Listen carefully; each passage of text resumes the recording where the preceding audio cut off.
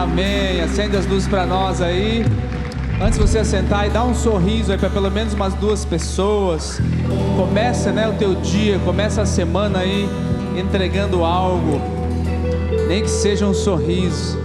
E aí você toma o teu lugar. Se puder ainda dar um elogio aí, melhor ainda, né? Nossa, irmão, você superou hoje, hein? Esse teu cabelo aí tá demais. Glória a Deus. Querido, hoje nós entramos aí na nossa última palavra da nossa série. Estamos trabalhando aqui o caminho do discípulo, uma série toda em 2 Timóteo. Mas antes de a gente entrar na série aqui, deixa eu só fazer esse momentinho aqui que é bem importante. Nosso momento do visitante. Deixa eu só conhecer você que está nos visitando pela primeira vez. Vou pedir só esse lado aqui. Tem alguém aqui desse lado aqui a primeira vez? Levante sua mão. Olha que bênção. Se você puder permanecer com a mão levantada, o pessoal vai entregar um QR Code para você.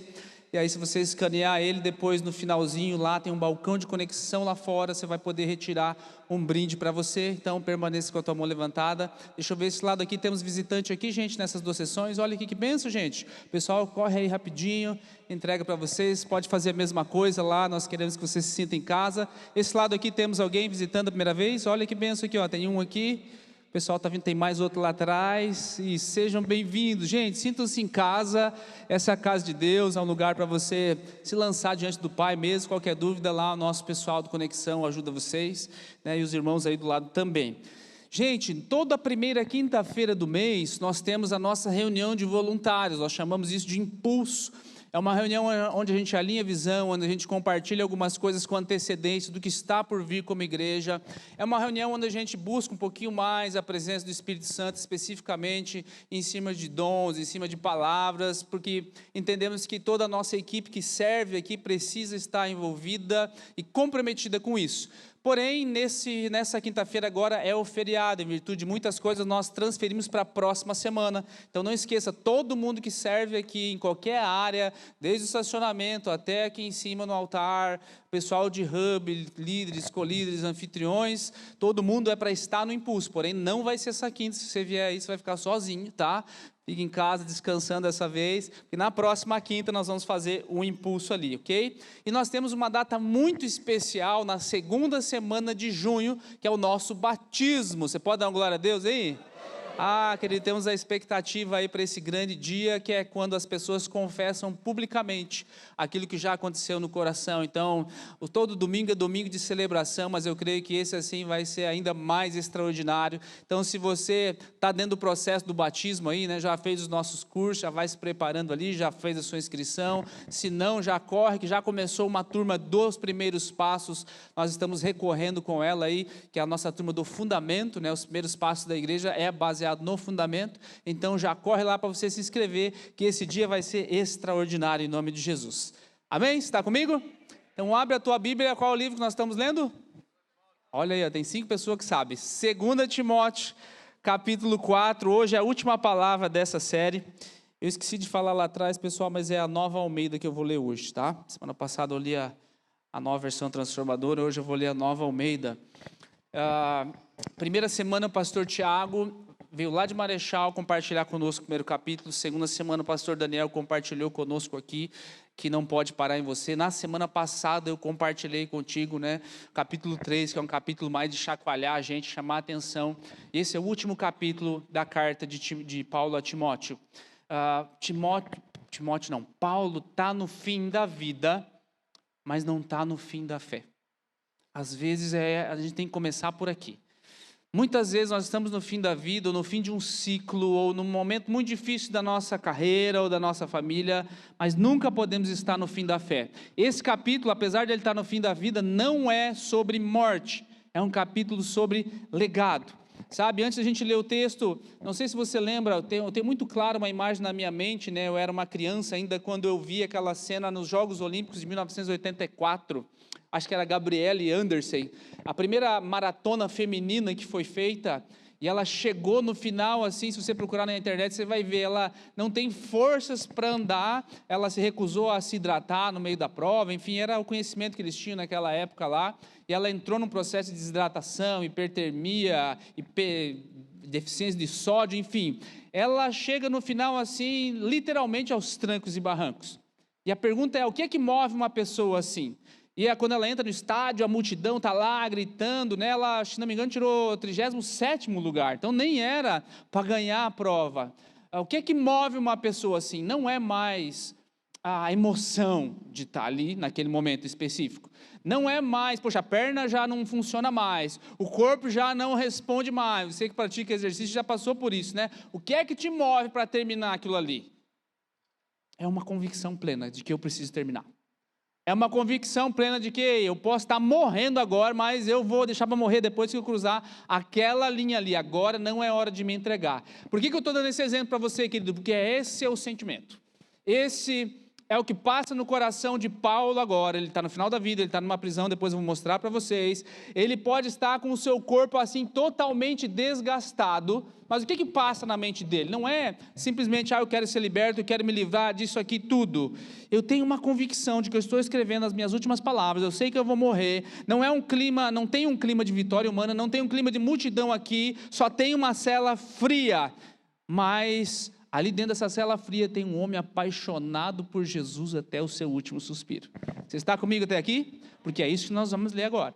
São as últimas palavras dele, ele não vai durar muito realmente. Quais são as últimas palavras? E alguém que está de fato aqui no final da carreira, diz assim, vou ler aqui do verso 1 em diante na Nova Almeida. Diante de Deus e de Cristo Jesus, que há de julgar vivos e mortos pela sua manifestação e pelo seu reino, peço a você com insistência que pregue a palavra. Insista. Quer seja oportuno, quer não, corrija, repreenda, exorte com toda paciência e doutrina, pois virá o tempo em que não suportarão essa doutrina, pelo contrário, se rodearão de mestres segundo as suas próprias cobiças, como que sentindo coceira nos ouvidos, eles se recusarão a dar ouvidos à verdade, entregando-se a fábulas. Mas você, seja sóbrio em todas as coisas, suporte as aflições, faça o trabalho de um evangelista, cumpra plenamente o seu ministério. Quanto a mim, eu já estou sendo oferecido por libação. Libação era aquela oferta derramada. E o tempo da minha partida chegou. Combati o bom combate, completei a carreira, guardei a fé. E desde agora me está guardada a coroa de justiça que o Senhor, reto juiz, me dará naquele dia. E não somente a mim, mas também a todos os que amam a sua vinda. Amém? Depois a gente termina ali o capítulo. Meu primeiro ponto aqui, querido, é prega a palavra. Insista, verso 2, que quer seja oportuno, quer não, corrija, repreenda, exorte, com toda a paciência e doutrina. Lembra da semana passada que eu trouxe todo um conceito e um contexto para você, de uma geração confusa, está no capítulo 3, está cheio de coisa lá? Pois bem, o meu primeiro ponto é justamente esse. Numa geração confusa, o que eu faço? Prega a palavra. Pastor, está difícil lidar com as coisas lá de fora, tem tanta coisa que conflita com a nossa fé, né? Tem tanta coisa para eu fazer, esse ano é um ano, né, difícil, esse ano é um ano talvez incerto, está aí, vai começar a Copa do Mundo, não tem muitas pessoas preocupadas com isso, e os que estão preocupados, estão muito preocupados, que não sabem onde vai dar, e agora as eleições e tudo mais, em um mundo confuso, o que eu faço? O que deve ocupar meu coração? Pregue a palavra. Será que eu vou conseguir esse ano? Será que eu não vou conseguir esse ano? Lembra, não é sobre força, não é sobre tentativa, não é sobre emoção, é pregue a palavra. A preocupação de Paulo não é com segurança, melhor dizendo, é com continuidade. Quem é que vai tocar isso aqui adiante? Ele não começa falando de conforto, ele começa falando de responsabilidade. Uma geração confusa, Timóteo, pregue a palavra. Sabe, uma geração que quer apenas mensagens leves, querido, produz cristãos fracos. Você sabe, você conhece muitas pessoas assim. Por quê, geralmente? Porque elas estão só atrás daquilo que não confronta, mas daquilo que conforta. Sim, a palavra ela vai confortar em muitas vezes, mas nós acabamos de ler, como é que ele prega a palavra? Insista, quer seja oportuno ou não, corrija, repreenda, exorte com toda a paciência e doutrina.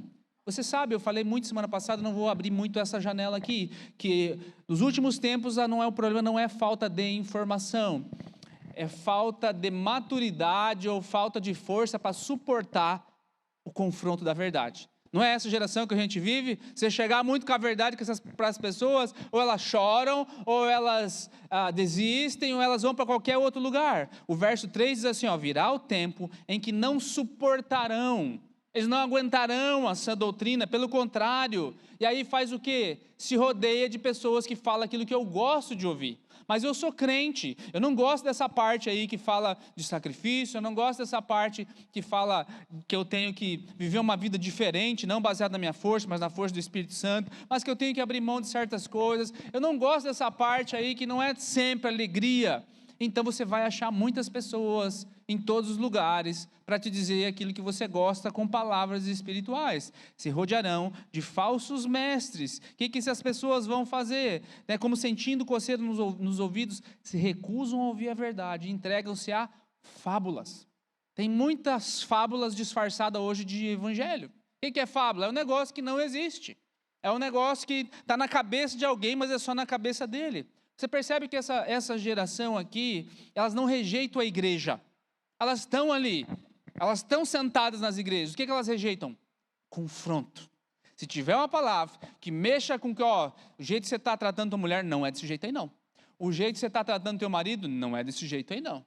A maneira que você está criando os teus filhos, olha, a palavra diz outra maneira de fazer. A maneira com que você responde às pessoas, a maneira com que você lida com o teu dinheiro, a maneira com que você enxerga o teu trabalho, existe um absoluto. Quando isso me confronta, essa geração ela vai buscar alguma coisa que até tenha algum conteúdo da Bíblia, mas não é de fato a palavra sendo pregada, porque é um confronto. Eu quero uma motivação, mas eu quero uma motivação sem arrependimento. Eu quero uma bênção sim, pastor, mas sem a cruz, a parte da cruz eu não quero. Eu quero um evangelho. Nossa, é bom demais ouvir o evangelho. Ele gosta, ele põe vídeos, ela põe músicas para ouvir lá, para melhorar a atmosfera do ambiente, mas não tem renúncia naquele processo. Eu quero sim Jesus como meu Salvador, aquele que me livra e me tira das coisas, mas meu Senhor, daí nós já estamos indo para um outro lugar. Por isso que Paulo vai falar ali, prega a palavra. Ele fala assim, prega a palavra, não pregue tendências da moda. Não pregue a tua opinião, não pregue o que eu vou chamar aqui de autoajuda espiritualizada, entende? Você usa algumas palavras ali que tem na Bíblia, mas no final é uma autoajuda. O que Paulo diz para Timóteo? Pregue a... Diga aí para você, pregue a palavra. Opinião, elas são boas, mas elas nos inspiram por um momento. A emoção, ela é legal, mas ela mexe, às vezes é só uma noite, mas a palavra me transforma eternamente. Eu não consigo mais ficar do mesmo jeito. Por isso, querido, que quando uma igreja ela abandona a palavra, ela perde a autoridade espiritual que ela tinha de Deus. E aí há uma necessidade desses líderes, principalmente, eles traçarem uma figura, um personagem. Eles, a igreja é eles, ou a fonte é eles. Eu sou um ungido, sem a minha cobertura você não vai para lugar nenhum. Você precisa da minha permissão. E aí eu distorço o sentido de paternidade espiritual. E eu começo a dominar pessoas e criar um esquema. Por quê? Porque eu abandonei a palavra. E quando eu abandono a palavra, a autoridade espiritual vai embora. Eu não preciso falar para você que você precisa me ouvir.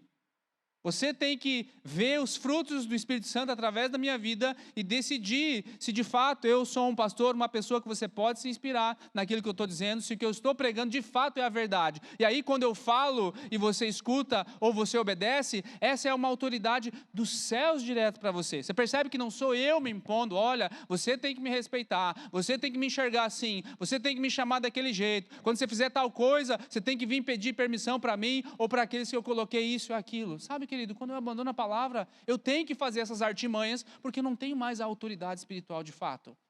Você tem a liberdade de fazer as suas escolhas, de seguir esse caminho ou não. Por isso que tem muitas mensagens que vão te abraçar. Nós pregamos essas mensagens aqui também, né? Nós estamos em uma linha de pregação expositiva, então a gente prega o que está ali, né? Se vier 2 marretadas na mesma semana, está tudo certo, porque foram os capítulos que estavam ali. Mas vai ter muitas palavras que vão te abraçar, que você de fato é a menina dos olhos de Deus, que Deus tem um plano extraordinário para você, que os planos para Ele e para você são de fazer bem, não de fazer mal, que você nem pode imaginar o que Ele preparou para aquele que ama Ele, de quanto Ele pode te livrar do laço do passarinheiro, que 1000 cai ao teu lado, 10.000 à tua direita, mas nada vai acontecer. Você percebe que tudo isso é Bíblia? Amém? Isso é uma mensagem que abraça, mas também tem a mensagem que confronta, isso também faz parte do Evangelho. Ei, as duas são amor. As duas são pregue a palavra. Por isso eu quero pular agora esse bloco e ir para a outra parte final do texto que a gente não leu, para depois eu terminar a palavra com esse bloco que a gente vai pular. Número 2, quem decide terminar bem, como Paulo, precisa aprender a perder. E aqui talvez você vai se identificar com muitas coisas que nós vamos ler aqui. Vamos ler o verso 9 em diante. Diz assim, ó: empenhe-se por vir até aqui o mais depressa possível, porque Demas, tendo amado o presente século, me abandonou e se foi para Tessalônica. Crescente foi para Galácia, Tito foi para Dalmácia, somente Lucas está comigo. Encontre Marcos e traga-o junto com você, pois me é útil para o ministério. Quanto a Tíquico, eu mandei-o para Éfeso. Quando você vier, traga a capa que eu deixei em Troade, na casa de Carpo. Traga também os livros, especialmente os pergaminhos. Alexandre o ferreiro me causou muitos males. O Senhor dará retribuição de acordo com o que ele fez. Tome cuidado com ele, também você, porque resistiu fortemente às nossas palavras. Na minha primeira defesa, ninguém foi ao meu favor. Todos me abandonaram. Que isso não lhe seja posto na conta. Deixa eu parar aqui. O texto fica doloroso, parece, né? Ele cita muitos nomes e isso revela uma verdade. Qual é a verdade? Até gigantes espirituais em algum momento vão sofrer abandono. Você percebe? Que a nossa caminhada com Deus, querido, em algum momento você vai se sentir sozinho. Ele está cercado de muita gente boa. Pô, Lucas é o cara que escreveu lá o Evangelho, que escreveu o Atos, que esteve em muitas viagens com Paulo. Ele ainda ficou ali com ele naquele momento, né? Marcos, ele teve uma divergência com ele lá atrás, quando ele era um garotinho, mas agora, já depois de alguns anos, ele fala assim, ó, traz Marcos para cá, porque ele me é útil. Ele está trancado, já vou mostrar para vocês daqui a pouco, e ele fala assim, ó, meio com frio também, aproveita, traz lá meu casaco que eu esqueci lá na casa do fulano lá, me traz uns livros aí, me traz alguma coisa, você lembra daquele outro irmãozinho lá, olha, deixa eu te falar de Demas, ele me abandonou porque ele amou o presente século. Sabe o problema de Demas aqui? Ele não foi fraqueza, ele foi perseguido, ele foi tentado, né, e foi difícil, ele abandonou a fé. Não, ele fala que o problema de Demas foi a paixão errada. Ele amou o presente século. Demas não saiu por perseguição, ele achou que o mundo ficou mais atraente que o reino. Algumas pessoas vão acontecer isso na caminhada, você vai partilhar com elas em algum momento. Você vai caminhar, elas vão andar por um determinado momento, e olha, não é falta de pregação boa não, porque ele está do lado de Paulo. Não é falta de uma igreja boa não, porque ele está fundando muitas igrejas muito saudáveis. E ainda assim, mesmo debaixo de uma pregação boa, mesmo debaixo de uma igreja que abraça, que acolhe, enfim, haverão pessoas que vão olhar para o mundo, né? Lembra do verso que a gente olhou? Deixa eu olhar. Alguns mestres que digam, eu sei que eu não posso agora me desviar, então deixa eu pegar um pouquinho que tem o evangelho, mas que tenha aquele evangelho que eu posso ir só quando eu quiser, que eu posso ir quando tenha os pregadores que eu quiser, que fale do jeito que eu quiser, que não me confronte muito, né? E que me diga que só que vai dar tudo certo, que eu tenho que ganhar muito dinheiro.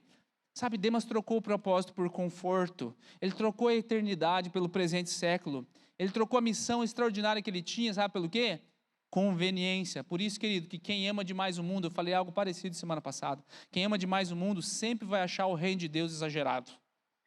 Quem ama demais o mundo fala, não, vocês oram demais, vocês leem a Bíblia demais, vocês estão indo muito na igreja, nossa, agora, meu Deus, o que está acontecendo com você? Quem ama demais o mundo acha as coisas do reino muito exagerado. E aqui é o nosso filtro em cima disso tudo. O verso 14, ele vai falar de outro cara. Esse daqui é um problema, né? Alexandre Ferreiro, ou algumas traduções, o latoeiro. Me causou muitos males. O que será que ele fez para Paulo? E ele até fala assim, dá uma maldição gospel aqui, que o Senhor lhe retribua de acordo com o que ele fez. Né? Que você ganhe 2 vezes mais daquilo que você... Eu brincando aqui, evidentemente, mas ele olha assim, o que será que esse cara fez? E esse cara caminhava com ele. O que eu quero dizer com isso? Que nem toda dor vai vir de fora da igreja. Muitas delas, às vezes, vai vir dentro da igreja. Isso quebra a fantasia de que homens de Deus não sangram. Entende? Não tem problema, querido. Às vezes você vai passar algum momento, você vai se sentir assim. Você não pode ficar assim. Esse é o problema. Mas em alguns momentos eu vou sangrar, eu sangro muitas vezes. Eu, não, como pastor, não quero perder ninguém, eu não quero que ninguém saia. Mas em alguns momentos as pessoas vão decidir por uma razão ou outra, né? E aí existem pessoas aqui que de fato abandonam. O verso 16 diz, na minha primeira defesa, ninguém foi ao meu favor. Todos me abandonaram. Que isso não seja lhes posto em conta. É uma frase pesada. O grande apóstolo Paulo está sozinho. Mas aqui o que eu quero dizer de abandono, de sair, é o seguinte. Alguns saem por missão. Saiu daqui, foi enviado para uma cidade. De fato, Deus tem uma missão para você, de repente, em outro lugar, né? O ciclo fechou, é uma frase que a gente ouve muito. Mas alguns saem por deserção. Não é para continuar a missão, é por deserção. E às vezes hoje eu entendo, eu sou mais maduro, eu entendo que não é uma deserção da minha pessoa, muitas vezes. É uma deserção das pessoas. Ele te chateou com alguma coisa, com alguma liderança, com alguma coisa que aconteceu lá no Hub, com alguma coisa que aconteceu dentro dos ministérios, com alguma coisa que aconteceu, que você chegou e alguém não fez o que você queria, né? Você foi deixar o teu filho lá na escolinha, aconteceu alguma coisa, você foi estacionar o teu carro ali, o pessoal te direcionou, você achou ruim, enfim, você entrou, o pessoal pediu, não pode entrar aqui com isso ou aquilo, alguma coisa que acontece ao longo do processo.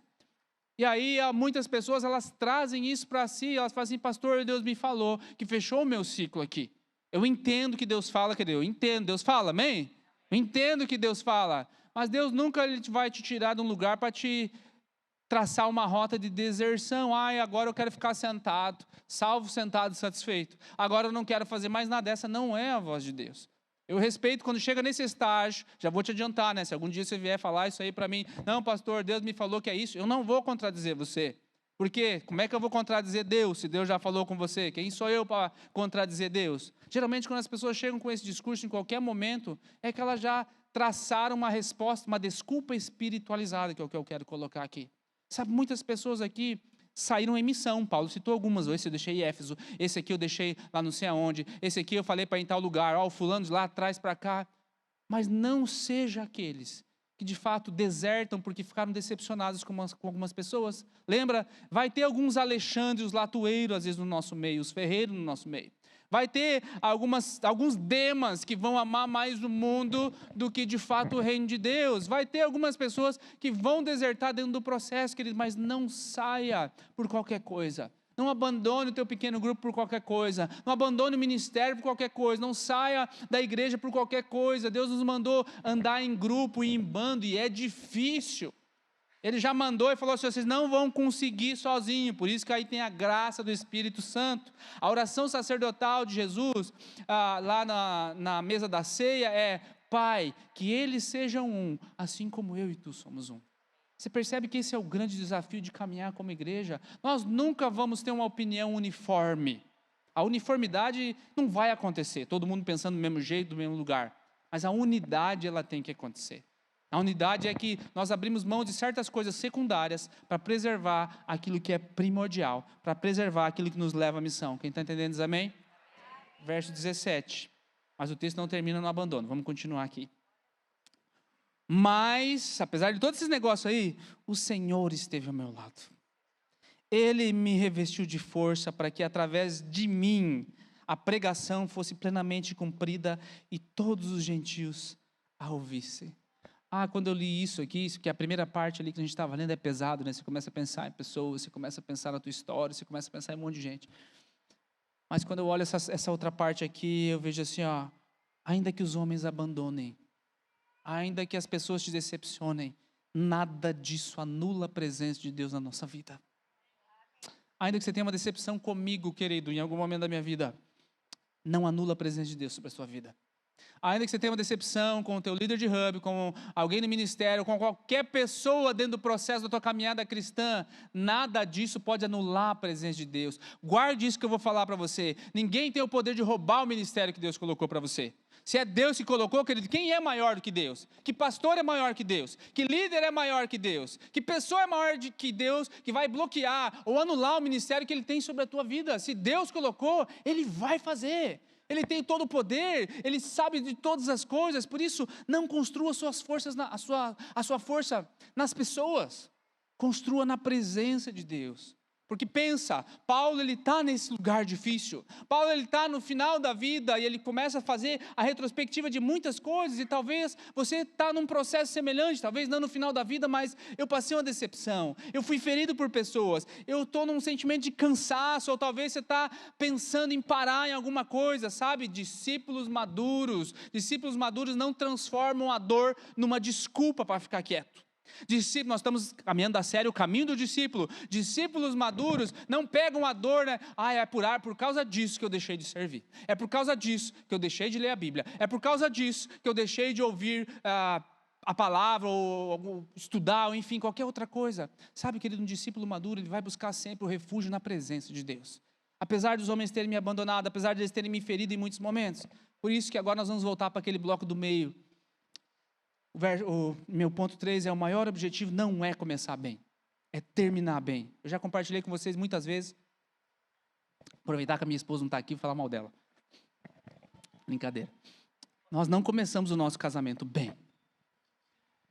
A gente começou bem mal.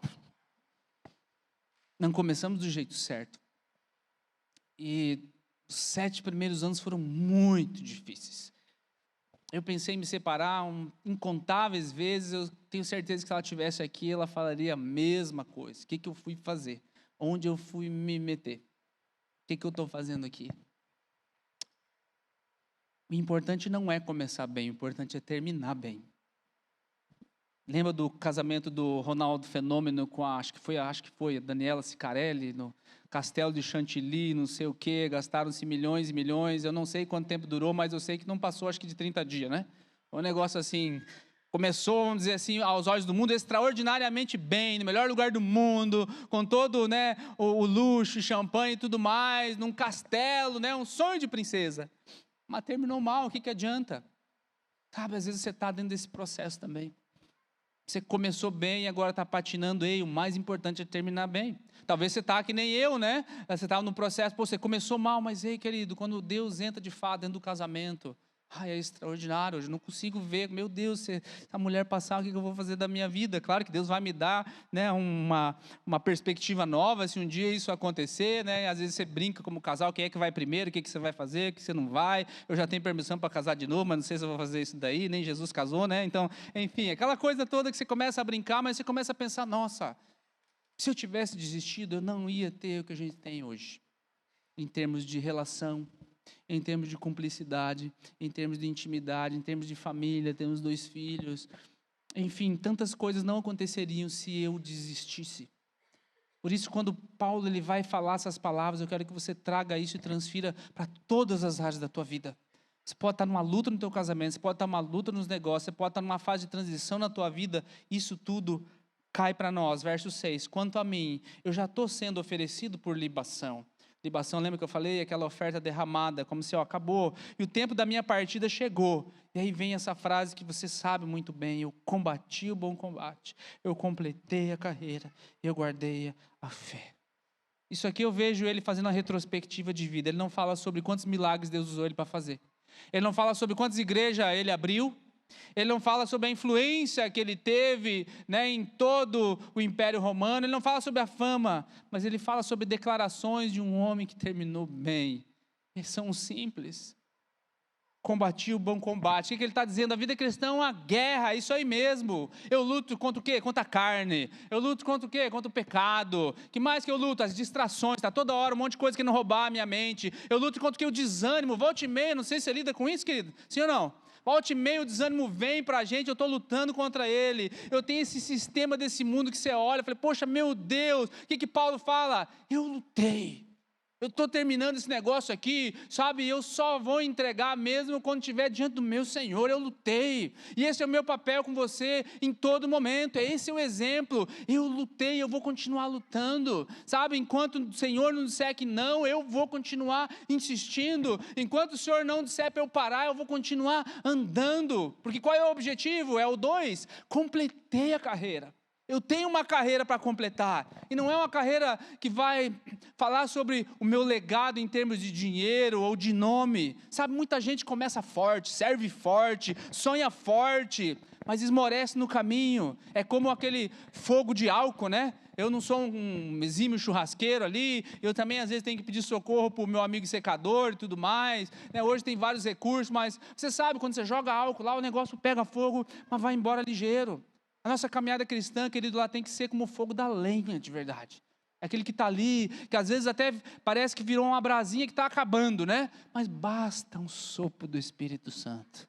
Basta um sopro do Espírito Santo. E a segunda coisa, você tem que juntar a brasa na brasa. Então às vezes você chega um dia e a gente só está em brasa, né? Não está pegando fogo, mas a gente junta brasa na brasa. Por isso que você vem na igreja, por isso que você vai no hub, por isso que você anda com um grupo de pessoas que ama a palavra, porque quando o Espírito Santo sopra, querido, o fogo começa a nos contaminar em todo o tempo. Por isso que Paulo ele termina queimando, e você tem que guardar isso aqui. Deus, ele não recompensa velocidade. Tem muita gente querendo acelerar muita coisa. Deus não recompensa velocidade. Sabe o que Deus recompensa? Perseverança. Perseverança. Perseverança é superar obstáculos ao longo do caminho e continuar indo. Superar obstáculos ao longo do caminho e continuar indo. Você vai ser decepcionado por pessoas. Você vai, às vezes, ser caluniado por coisas que você nem fez. Você vai, às vezes, sofrer uma chacota, uma diminuição, um desprezo de alguém em algum momento, uma decepção. Mas é o último aqui agora.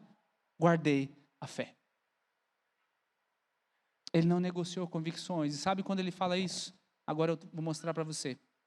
Existe um lugar, hoje é um ponto turístico, chamado Prisão Mamertina, que, segundo aí os estudiosos e historiadores, é onde Paulo ficou e é de onde Paulo escreve essa carta. Pode pôr para nós lá, para mim, se tiver o vídeo ali. É um lugar escuro, é um lugar com teto baixo, é um lugar difícil, só tem esse banquinho aí mesmo, ó. É isso aí, você entrava por aquele buraco, eles te largavam ali, tá lá aquele buraquinho para você fazer as suas necessidades lá. Traz para mim o casaco que eu deixei com Carpos.